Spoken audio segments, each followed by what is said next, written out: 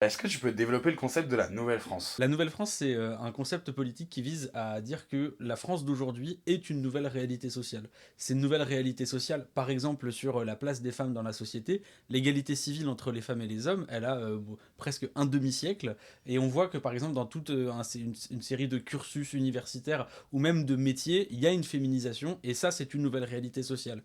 Que l'immigration, alors il y a l'immigration intérieure, elle est extrêmement mouvante. Ça, c'est un fait politique nouveau, mais aussi l'immigration extérieure ou même l'immigration de la deuxième, troisième génération d'immigration post-coloniale. Tout ça est une nouvelle réalité sociale.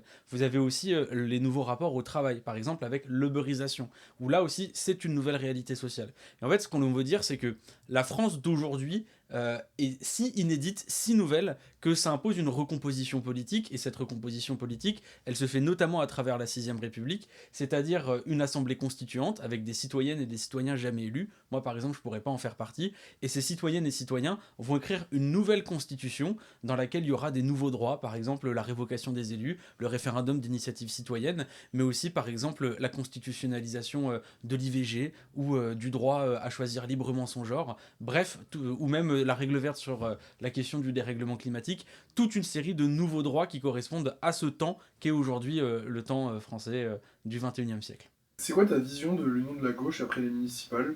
Est-ce que LFI a encore besoin d'une union ou est-ce qu'elle la remplace? Nous, on a toujours dit qu'on était favorable à l'union parce que c'est le chemin le plus court pour pouvoir réussir à prendre le pouvoir et à changer les choses.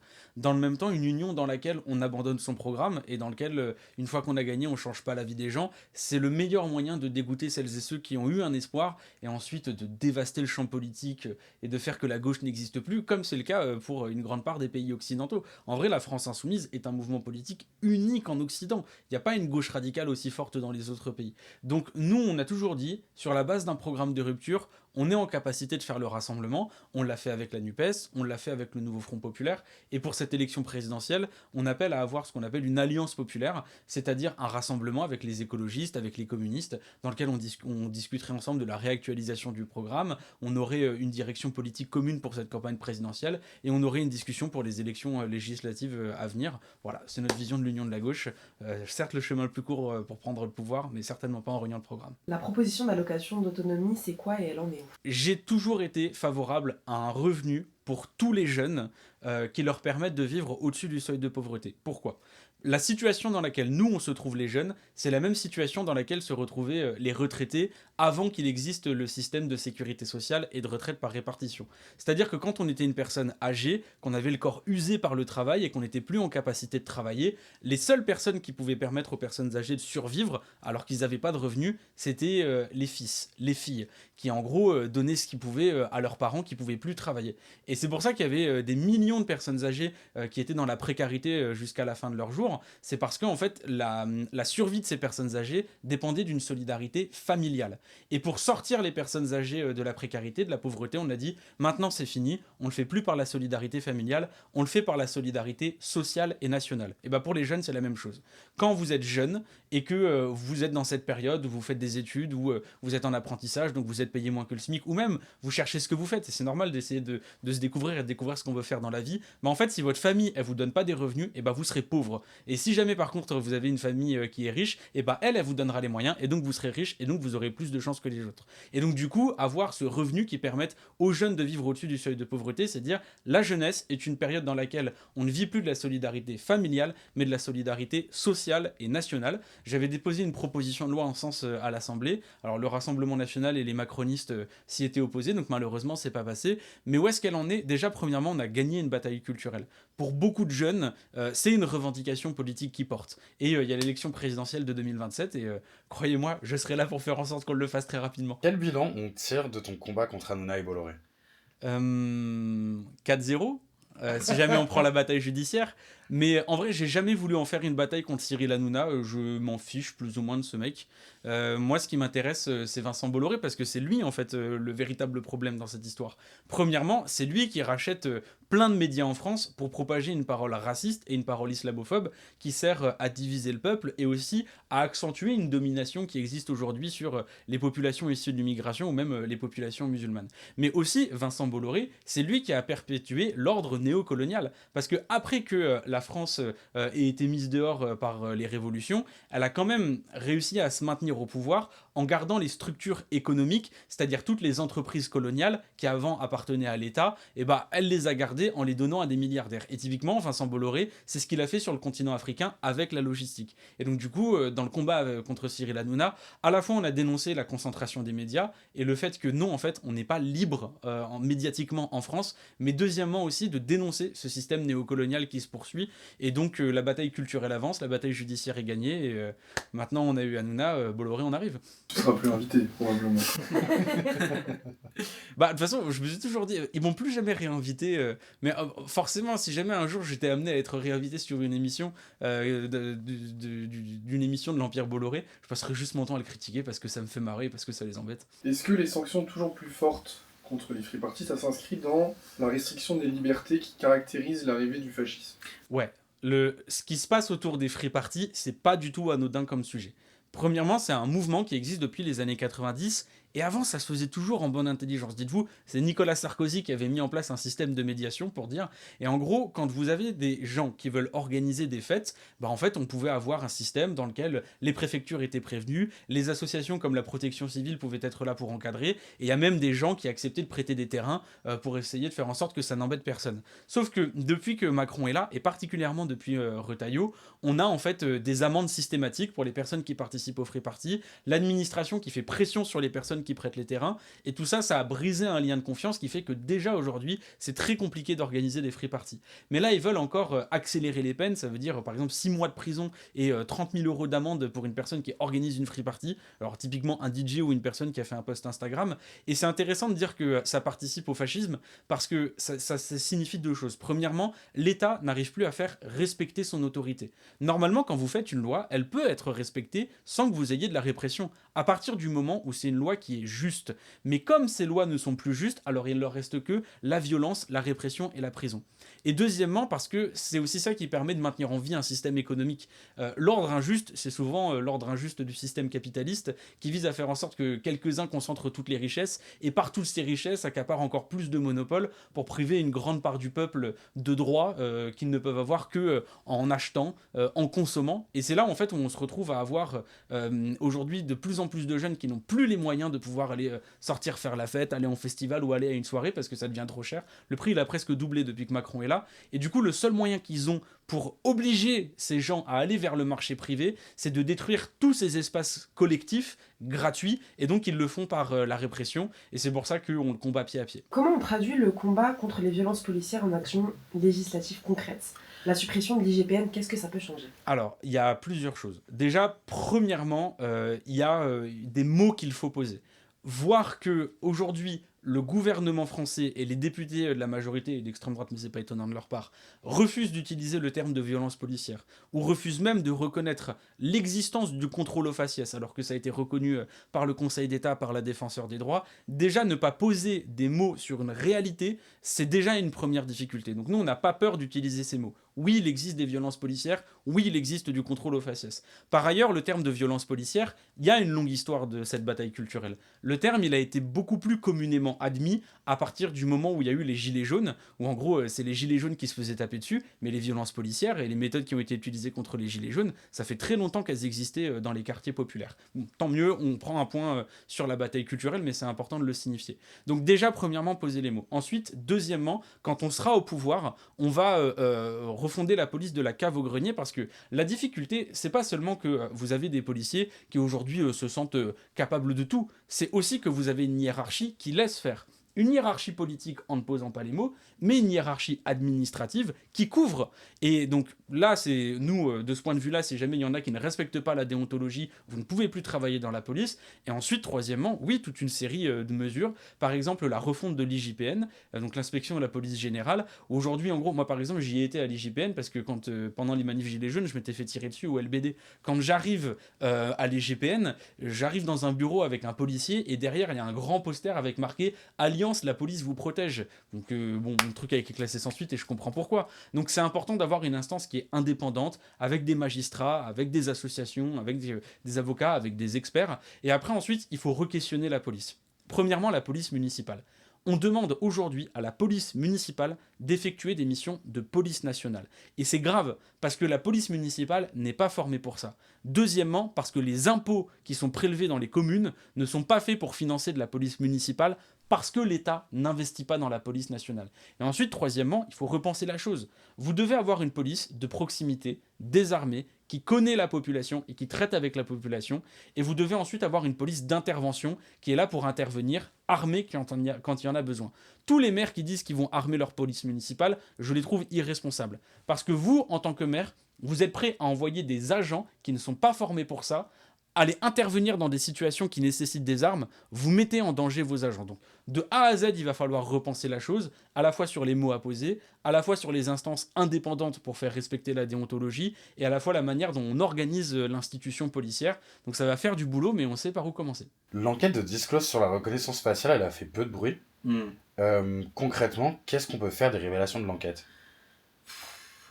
En fait, c'est compliqué parce que tous ces sujets-là sont des sujets qui sont sous-traités politiquement, et je vais même le dire, sous-traités parce que le milieu politique ne sait pas comment les traiter politiquement. En fait, tous les enjeux liés aux données personnelles, mais même la population, quand on accepte les conditions générales d'utilisation, on ne sait pas qu'on permet à des grandes entreprises américaines de nous profiler de manière à ce que ces entreprises nous connaissent mieux que nous-mêmes, analysent mieux nos comportements que nous-mêmes. Il y a même des fuites de données qui viennent de l'administration publique, donc c'est-à-dire que les citoyens confient des données à l'État et que ces données se trouvent entravées, volées, parce que l'État n'a pas pris ses responsabilités. Et ensuite, l'intelligence artificielle, elle permet de recouper ces données, et ensuite, là, ça permet de vous profiler, et ça permet de contrôler la population. Et là, pareil, sur le fait qu'on fasse de la reconnaissance faciale avec de l'intelligence artificielle, et que tout ça se fasse en secret, ça témoigne à la fois du fait qu'aujourd'hui, l'État tâtonne un petit peu pendant les Jeux Olympiques, il avait un peu avancé, il tâtonne sur ce qu'il peut faire avec toutes ces données qu'il collecte, mais aussi ça témoigne du fait que dans le milieu politique et même dans la population, on n'est pas suffisamment informé sur ce sujet, et on vous le dit franchement, l'intelligence artificielle avance tellement vite que même pour nous en tant que mouvement politique qui essaie de penser toutes les questions, en fait on a du mal à suivre. Donc moi à titre personnel j'essaie de suivre un petit peu, mais en tout cas ouais, il y a besoin de mener la bataille culturelle sur le sujet, et pour ça il va falloir se former. Changement de sujet. Israël. Ouais, le coq à l'âne là. Israël continue de commettre ses crimes de guerre au Moyen-Orient. C'est quoi ta lecture de l'inaction internationale ?